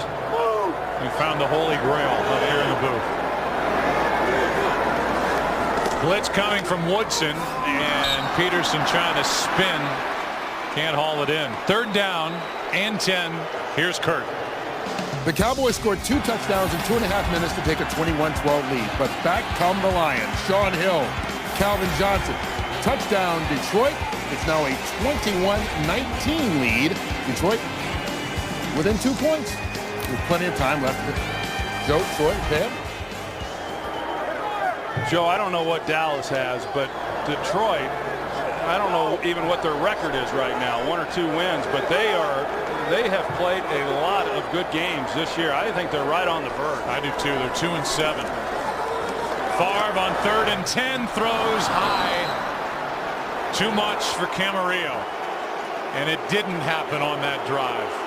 Well, they had a chance at him too. Favre had a good look at it. He's got an open receiver in Camarillo, and you know, when he loads up and decides to bring the fastball, sometimes that thing can get away from him. You talk about Tavares Jackson, who when you speak to the coaches of the Vikings, they'll say smart guy, strong, he's got a big arm, but they wonder about the accuracy, and who knows if he's going to get his shot. It may come sooner rather than later here in 2010. Ball is downed after a 38-yard punt by Kluwe. Vikings have it. They are in control, up by 21. Green Bay Packers lead 24. Rodgers is having a big day. Brett Favre actually comes in on the year with a quarterback rating 31st in the NFL at 72. It'll go down from what's happening here today. Vikings are down by 21. Under a minute to go in the 3rd quarter. It's a rookie Crabtree in motion. Handoff to Brandon Jackson. 4-yard run.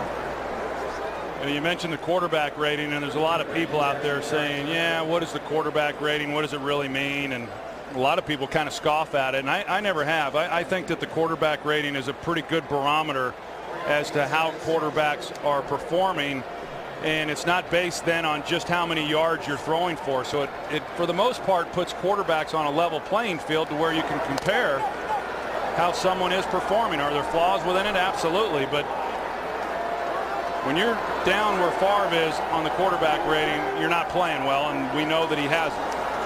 Handoff to Brandon Jackson. He slips and loses a yard, and we are through 3 quarters. It's a 21-point game. Green Bay on top. To the 4th we go. Back after this from your local Fox station.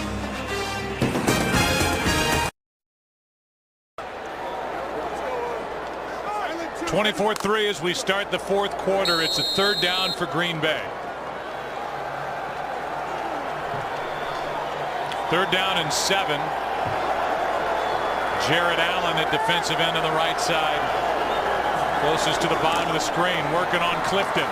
And it's from the other side, Ray Edwards. A sack for Minnesota. And what they needed at the start of this 4th quarter, a loss of 8, it's 4th down. Yeah, Edwards comes from Aaron Rodgers' front side. Bulaga is right there trying to make the block on him, and I thought overall there was decent protection there. Aaron Rodgers just really had nowhere to go with the football, and about the time he was thinking of trying to get out of the pocket, Edwards was there to make the sack. For Ray, that's his 2nd of the day, 5.5 on the year. And it forces a punt from Mastay. With Camarillo, who is sure-handed, not as dynamic a punt returner as you'll see across the league.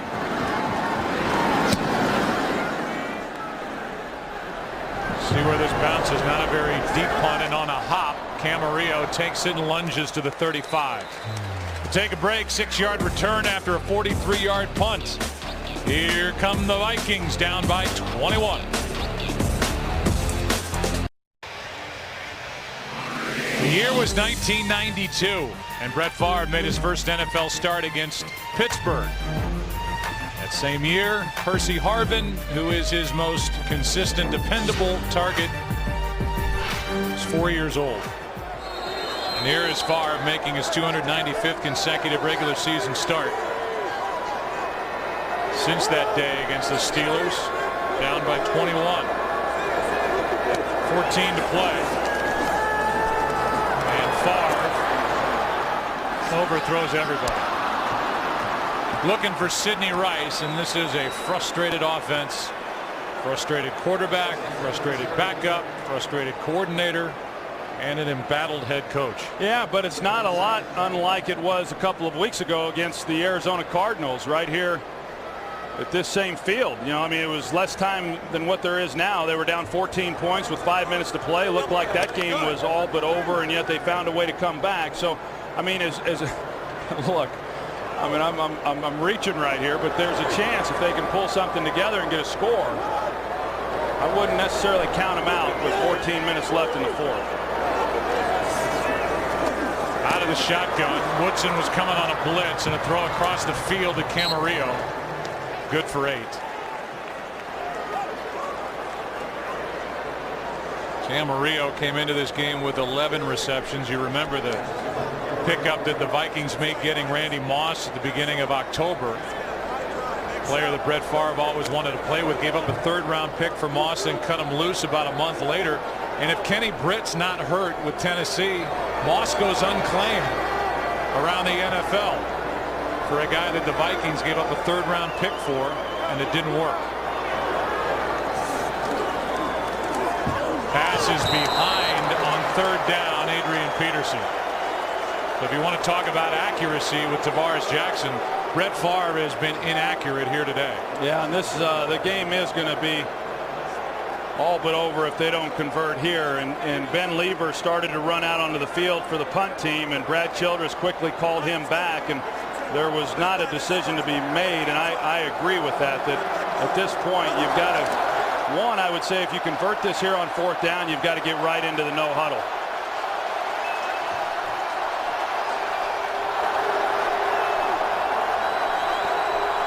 Fourth down and 2.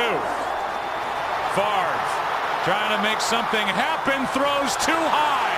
Had Gerhardt wide open. And missed Toby Gerhardt. Vikings turn it over on downs. Favre used his legs, had an open shot at Gerhardt and missed him. We'll take a break. When we come back, Packers offense on the field, up 21. Today's game is sponsored by GMC Sierra. It's the GMC holiday event. Get the job done right this season with a GMC Sierra. By Sprint, the Now Network. And by McDonald's. I'm loving it.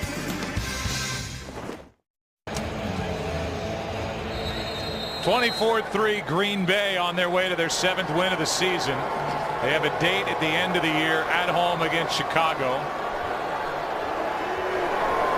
See that front for the Vikings ready to pounce. There's Rodgers buying time, and he slides forward at the 41. We look back on better times for the Vikings. Heck, you could look to last year, or you could do it then and now with a great Chuck Foreman, who we had a chance to run into at practice on Friday. And Chuck Foreman was a 5-time Pro Bowler, multi-purpose back, and really one of the first guys to be just that. Or Bud Grant. Jerry Burns, his offensive coordinator, and when you talk about a guy who could catch it, kind of an extension of the running game, using him in the passing game, and it was something that anticipated the way Bill Walsh would use running backs in that West Coast offense with San Francisco and a guy like Roger Craig. But Foreman had a very strong, albeit shorter type career with the Minnesota Vikings, and it was really fun to get a chance to run into him on Friday. He looks great. Smile there, Chuck. You're on camera, and you're right, Joe. I mean, I think a lot of people, that didn't get a chance to really watch Chuck Foreman play, they forget that he was. I mean, he was really one of the first as far as the all-purpose backs, and a big back too. Especially for that era, and he's doing very well. He's got a memorabilia business, and had a chance to visit with him the other day, and a real gentleman. 1 year led the NFL in receptions, the entire NFL back in 1975, and paved the way for guys like Roger Craig, certainly Marshall Faulk, the way he was used out of the backfield. That's Driver, and Driver has a first down. Jerry Burns is here, his offensive coordinator, and he was down on the field before the game. Head coach here as well with the Vikings. The first Super Bowl that I remember watching was the Minnesota Vikings versus the Oakland Raiders. Chuck Foreman obviously a part of that team. Super Bowl 11 was my first remembrance of sitting down and watching approaching the unofficial holiday that we now know as the Super Bowl.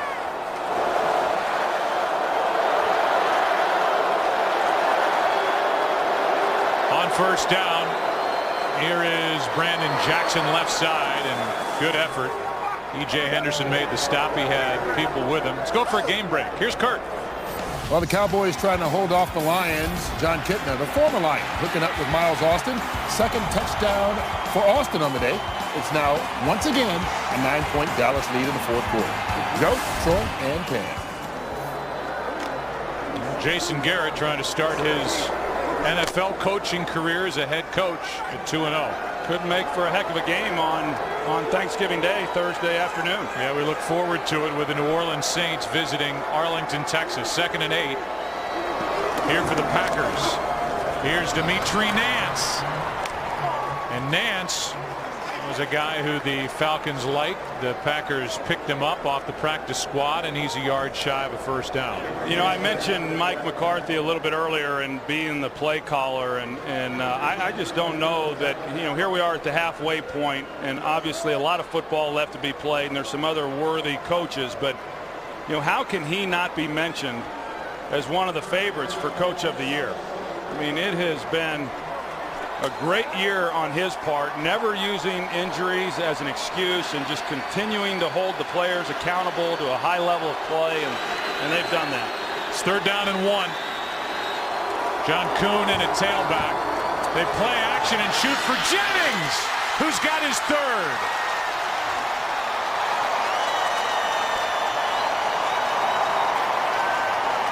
Aaron Rodgers has his 4th. Well, that's called keeping your foot on the pedal right there. 3rd and short.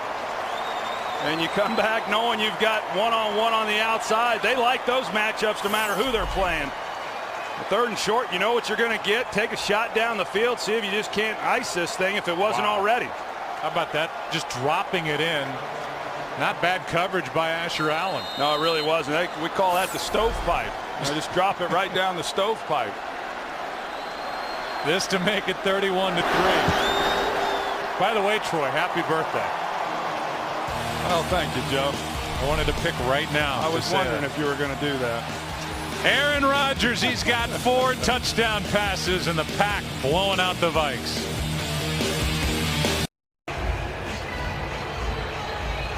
First career regular season 4-touchdown game for Aaron Rodgers, and Greg Jennings has 3. Aaron Rodgers is showing his former teacher how it's done here in Minneapolis. 31-3. Another pop-up kick, and it's Dugan who takes it instead of handing it to Percy Harvin. Collins on the stop. When things are going wrong, they're really going wrong. That's Kevin Williams. They have 3 Williams, but they misspelled Kevin's last name. Wow. Today's game is sponsored by Chevrolet. Every model is backed by a 100,000-mile, 5-year powertrain limited warranty. Brett Favre back to the field. The ball is at the 21, down by 28.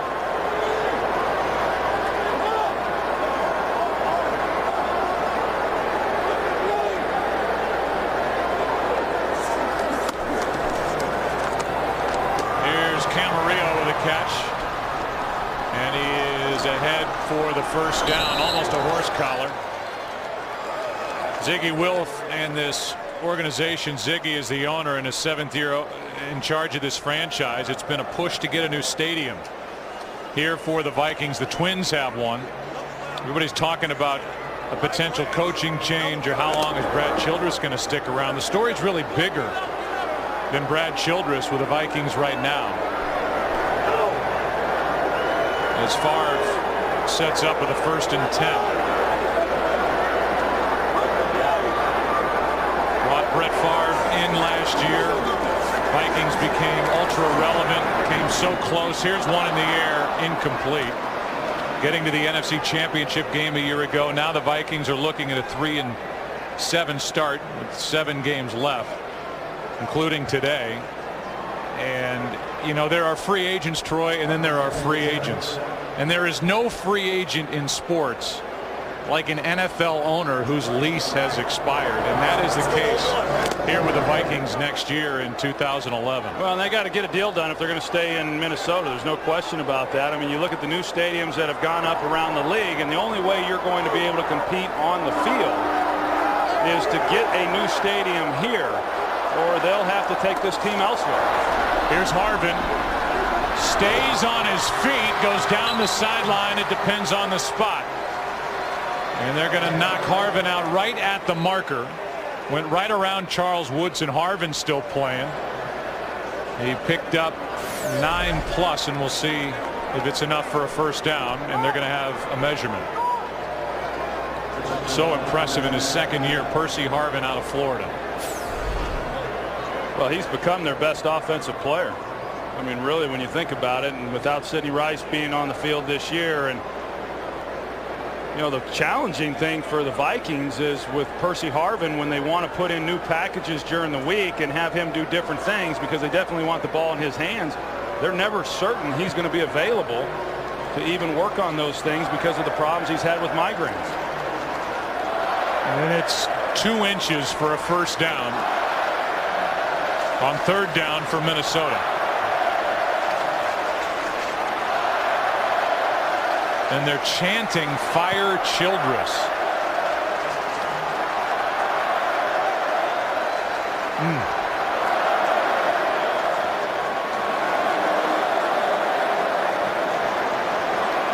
The chant dies out before a third and inches. And when they're talking about Brad Childress, got a contract extension after a road win in Green Bay last year on the 1st of November. He is under contract through 2013. But isn't it amazing how far it has gone? I mean, playing in the championship game, basically 1 play away from the Super Bowl, and now his job's on the line. Adrian Peterson left side, first down and plenty more. Let's go for a game break. Here's Kurt.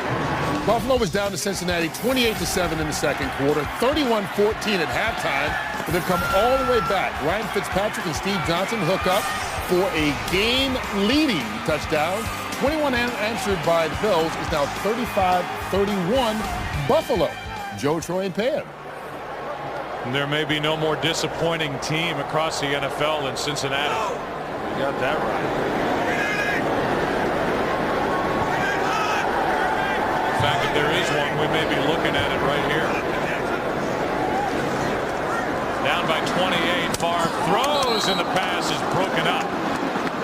Rice, the intended receiver, and Shields, the rookie, with the coverage. Go to NFL.com's Game Center for Week 11 live game stats, fan discussions, in-game video, and highlights. Plenty more at NFL.com/scores. Second down and 10 for the Vikings.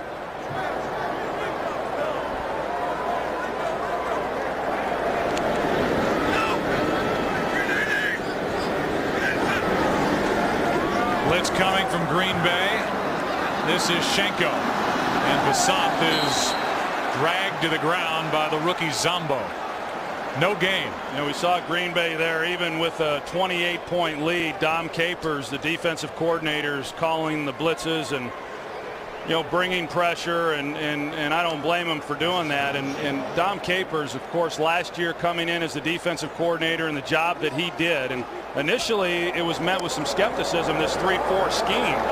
But they played awfully well. Defensive player of the year in Charles Woodson. They don't have the numbers this year or the ranking that they had a year ago, but I think that he has done an even better job here in 2010 than he did last year. Considering the injuries and considering you don't score against him. Here's a snap at the feet of Brett Favre. A loss of 4.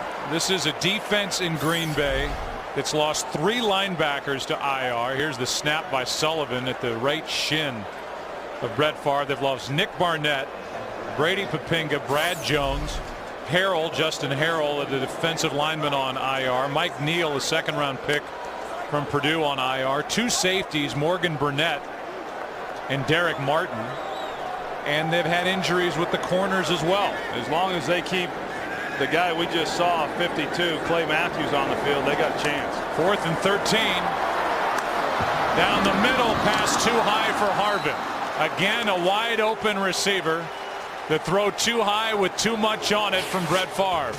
And it has been frustration since the end of the first quarter on the Vikings sideline and on the playing field as they trail by 28.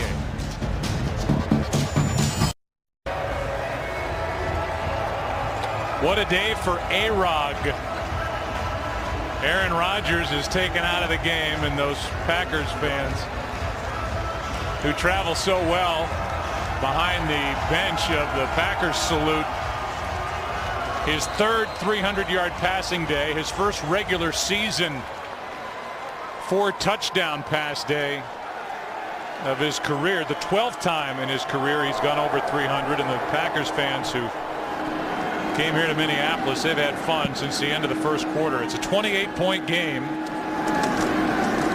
and Dimitri Nance takes the ball from Matt Flynn, who with 6.5 to go gets a chance to show what he can do. Well, and we talked about it coming into this game, Joe, that Minnesota had played well here at home. They had won their last 3-1, and so forget for a moment where Minnesota was within their season. This is a nice win for the Packers. It's a nice win for Aaron Rodgers. I mean, not a place where historically the Packers have had great success, and he knew this was going to be a challenge, and to come in here and have the game that he did and really dominate this team, you know, in hindsight you think, you know, not much of it because of Minnesota's problems, but this was a nice win for this team.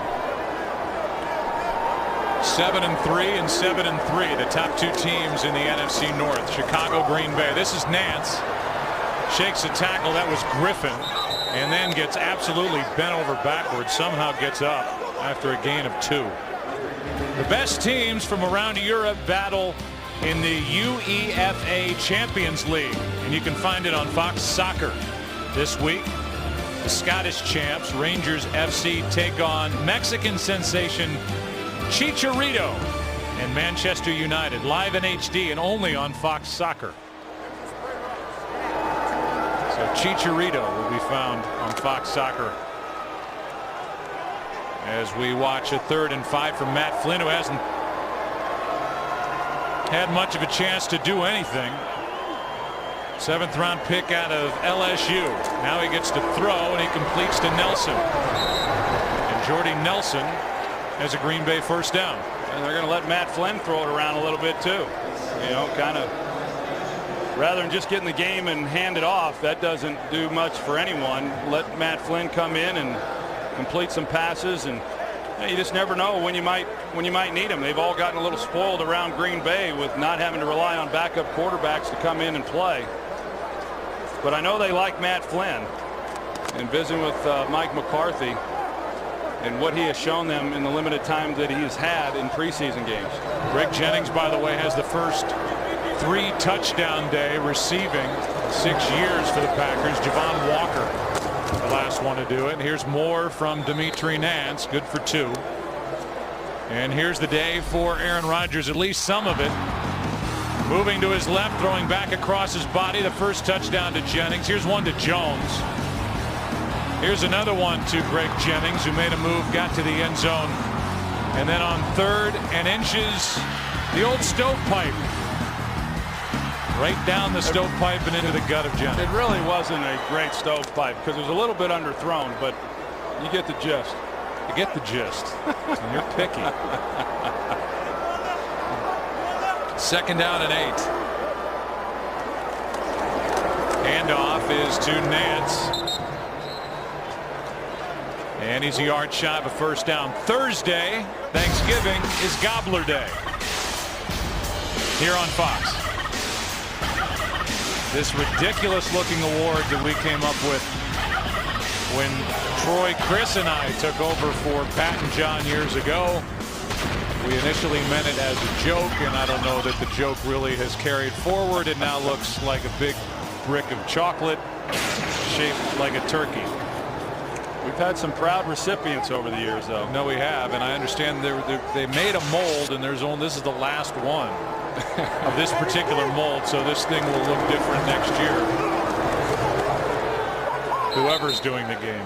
Dimitri Nance a gain of 3. Here are the past winners. Emmett, the first one. He's the Lombardi of the Gobbler. Dre Bly, Julius Jones, who now is with New Orleans. Did you know that? He's one of 9 running backs the Saints have. Michael Vick, Romo, Favre, DeMarcus Ware, and Donald Driver got it last year in a win at Detroit. Emmitt Smith thought so much of his that he didn't even take it home with him. Dre Bly, on the other hand, came back to the locker room like a conquering hero after getting it. On first down, Flynn slides and picks up 5. Onatalu on the stop for the Vikings.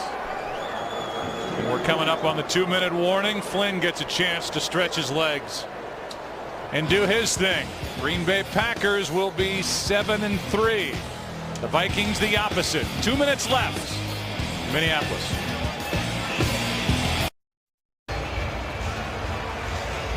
You look at the remaining schedule. Look at the end of it. At home the day after Christmas against the Giants, and then right after New Year's Day, a home date against Chicago. These two teams, Green Bay and the Bears, will be tied at 7-3. The Bears won the first meeting at Soldier Field, but this is a bit of a tough stretch here coming up for Green Bay. Not if they play like this. 2 minutes left. 2nd and 5. Here's Nance. Kennedy on the stop, a gain of 3. Next week's schedule here on Fox. These Packers will be at the Falcons. Falcons play in moments in St. Louis as they lead the South. Vikings, Redskins, Panthers, Browns. And then America's game of the week after Thanksgiving, the Eagles at the Bears, Rams at Broncos, Bucks at Ravens. It all starts with a Ford Fox NFL pregame show brought to you by the all-new Ford F-150, built Ford Tough. You know, I think one of the nice things, Joe, for the Packers is all their games are going to be on Sunday as opposed to Thursday night or Monday night. So that it allows them to at least continue to establish that routine during the week. Nance trying to fight for a first down. Will be a yard short. And while we went through all the injuries on defense for Green Bay, they lost, the Packers did, their top running back Ryan Grant week 1. They lost this tremendous weapon in Jermichael Finley October 10th at Washington, and yet they've found something with Brandon Jackson. He's been getting better as the weeks have gone on, and then on the outside using all those weapons with Aaron Rodgers in the middle. There's a lot good happening for Mike McCarthy. Yeah, you know, and I had a chance to visit with Mike Steekpak during the week, and, really? and whether or not, you know, how he felt anyway about this game. And, you know, obviously there was some concern coming in, but just a dominant performance by the Packers here this afternoon. Here's Nance losing ground on 4th and 1. Brinkley the first one there. And those who remain cheer the defensive stop. 28 seconds left. The offense is on the field, and Brett Favre, after a delayed start, will join them. They're at Washington next, at home against Buffalo, a date with the Giants, a date with Chicago, at Philly, at Detroit. They'll be 3-7. Best they could do if they won out. 9-7. They're too far out in their division as Favre shows off his arm strength, and Camarillo makes the catch out of bounds. I think it's going to be, people have been waiting for an axe to fall. You look at this performance here when it's all sitting out there. 2 weeks ago they come back down by 2 touchdowns under 5 to go. They beat Arizona. They spoiled that effort by laying an egg last week at Chicago. Then at home against Green Bay, you come out and play like this. This is going to be an interesting week around the Vikings this week. Well, and I'll tell you what would be interesting. If I was Clay Matthews or this Packers defensive front, I'd come with an all-out blitz right here. I mean, if you're going to sit back in the pocket and try to throw one down the field for a cheap touchdown when the game's over. They instead come underneath here to Gerhardt, and that'll end it. And unless Minnesota wants to use a timeout, but why? Well, and I think that's what Green Bay was expecting on the last play, was that the game's over, take a knee, and call it a day. Matthews was trying to get him on that last play, but they had three blockers for him. Peterson walks out with his hand on the shoulder of Brad Childress. What a day for those two. Aaron Rodgers, Greg Jennings. Will come back and wrap up after this.